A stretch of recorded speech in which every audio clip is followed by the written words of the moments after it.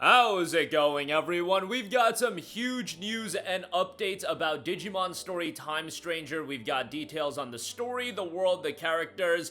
Over 450 Digimon included in the game, the largest Digimon count in a Digimon story title ever. So we'll talk all about that, man. This is shaping up to be a big title, and for Digimon fans, we eatin' good coming out of a Digimon con. So again, we'll talk all that. Let's start off with the story. The story notes, the story begins in Tokyo, Japan. The protagonist is an agent of Adamas, a secret organization that specializes in investigating and solving anomalous phenomena. In the course of their investigation, they encounter an unknown creature called a Digimon in Shinjuku, an area sealed off by the government, and are caught up in a mysterious explosion. They then reawaken 8 years in the past. The protagonist then pursues the mystery of the impending world's collapse while searching for a way to stop it. Players can experience an epic story that depicts the bonds and conflicts arising from the complex intertwining of two opposing elements, past and future, the human world and the digital world, and humans and Digimon experience an epic story of bonds and conflicts between humans and Digimon. The setting of this story will be split between the human world and the digital world. On the human world side, the story will be mainly centered on Shinjuku and Akihabara. The previous Cyber Sleuth titles featured various areas from within Tokyo, but in this new title, instead of deliberately narrowing things down, we decided to prioritize recreating the city with a greater sense of scale and detail to maximize the sense of immersion in the story, especially in Shinjuku, where we recreated part of the underground mall. To be honest, I can hardly remember the entire map. Even in the game, there might be times where you leave the wrong exit and find yourself at a bus stop or something. Now, let me introduce the other side of the game, the digital world. This is a central town which will be the center of the adventure. It's packed with all sorts of Digimon and also a home to a number of shops that'll be of great use to the protagonist. Everywhere you turn in this city, there are Digimon, of course, and all sorts of trendy bars and whatnot. The city gives you the strong impression that it's a place where Digimon live their lives. In the Cyber Sleuth games, you would travel back and forth from the human world and cyberspace, but there were very few opportunities to actually visit the digital world. In this new title, you will be making frequent visits to the digital world, as you briefly saw in the trailer, the game will use a symbol encounter system in which you'll battle enemy Digimon by touching them. Since they're Digimon everywhere, we believe that this will be a completely different sense of immersion and impact to the player's adventure. There are plenty of other fascinating and charming areas in the digital world, so keep your eyes peeled for more information in the future.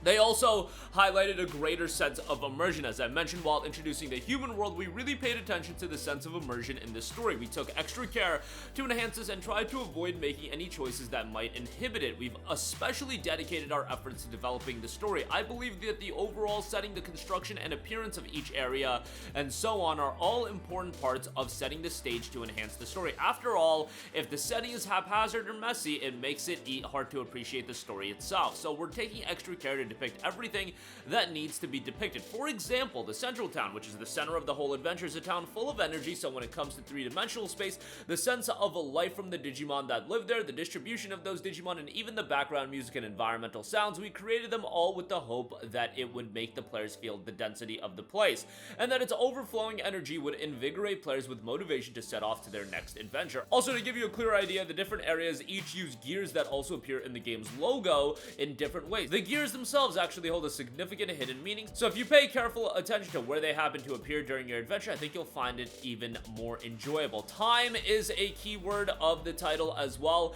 This part, the keyword of time, is directly tied to the storyline of the game, so it's a bit hard for me to talk about it in detail, but I'll tell you a little bit about it. The primary objective of the game is to identify and prevent the cause of the mystery of the world's collapse, which is destined to come sooner or later. As briefly mentioned in the plot synopsis, the protagonist is not able to travel through time at will, but the story will progress as they grow more involved with it. From the protagonist's perspective, Digimon are a completely unknown existence to them, and the fact that they are thrown back and forth through time on top of that makes for some extraordinarily unusual situations. The intersection of the human and digital worlds was a plot point utilized in the past anime and games as well, but this title will show you just what kind of developments can occur. By adding the element of time into the mix, we hope that players will be able to enjoy this unique dramatic experience with their own hands. If you've watched some of my other videos, I always say say the time travel style of storytelling is very, very difficult to nail. Hopefully they get it right, because I'm really interested in this game based on what they've said from a narrative standpoint. It's just, I do know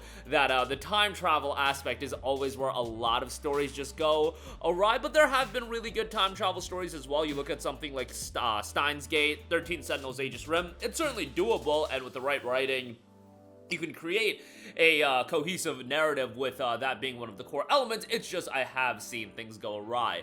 As far as the characters, you do have protagonist Dan Yuki and Kanan Yuki, agent of Special Investigation Bureau Adamas, caught in a mysterious explosion and set you 8 years back. These two are the protagonists that you saw in the teaser visual shown earlier. Their names are Dan Yuki and Kanan Yuki. They are both agents of the secret organization Adamas, which specializes in investigating and solving anomalous phenomena. In fact, they are the most promising duo in the entire organization. In the previous Cyber Sleuth games, where you could choose between the two protagonists, Takumi Aiba and Ami Aiba, whichever character you did not choose would not appear elsewhere in the game. However, in this game, players will control the character they choose at the start, while the other character will serve as their operator, providing instructions and advice from the organization's headquarters. As such, one of the endearing things about this title is you can see the different ways in which the two characters do their work. To be frank, if you ask me which of these two roles gets more spoken line, I'd have to say it would probably be the operator, so it makes sense to make your decision from that point as well. I find that rather interesting, so we'll see about that. Next up, we have the game's main heroine, Inori, a kind-hearted and caring high school girl. She grew up to be like this because of a certain event that she experienced in her past. Her past is also related to what led her to accompany the protagonist on their adventure as well. You also have Inori's partner, Digimon Aegomon, a Digimon that holds the key to the story, what fate awaits them.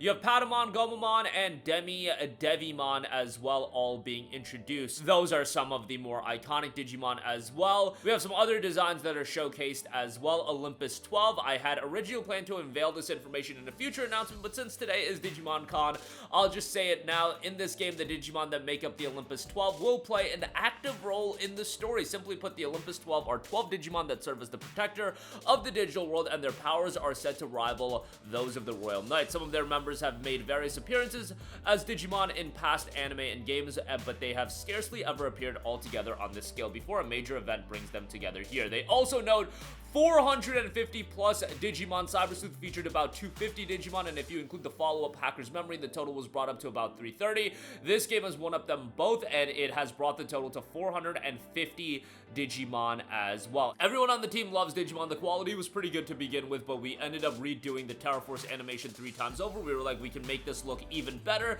That's just how much the creators love Digimon, and that's what makes the modeling and animation have such a passionate flair to it. Digimon Story Time Stranger will be the latest Digimon story series since the release of its predecessor, Cyber Sleuth, 10 years ago. I can only express my sincerest gratitude to all the fans who have waited so patiently for this new installment, and it brings me incredible joy to be the one who is able to bring it all to you. We hope that this will satisfy not only our longtime fans, but newcomers who have yet to experience the Digimon video games. The entire development team will continue to work our hardest on the game up until its release. Scheduled for 2025, I would imagine it'll end up being a fall 25 release. It is confirmed for Xbox, PlayStation 5, and PC, so this is a true next-gen only game. No PlayStation 4 or Xbox One release. Switch 2, I would imagine, is gonna come to fruition. It just hasn't been confirmed to Switch 2. And given they ported Digimon Story Cyber Sleuth to Switch 1, and Nintendo and Bandai Namco have just had a really solid relationship, and this is the type of game that would fit so well on the Switch 2, I would have to imagine it'll happen sometime down the line. But that is gonna do it for me. Incredibly excited for Digimon Story Time Stranger. It is out later in 2025. Be on the lookout for that, and stay tuned for more updates on the game. That'll do it for me. Let me know all of your thoughts in the comment section down below. Sound off there. Thank you for watching, and goodbye. Hey guys, we hope you enjoyed the video, and if you did, make sure to hit the subscribe button, and if you're already subscribed, do us a favor and hit the bell icon. This way you'll be notified whenever we post a new video. That's the best way to keep up with all of our uploads, and we usually try to upload 2 videos a day. And with the bell icon hit, you'll be notified whenever we do upload a video. As always, thanks for watching.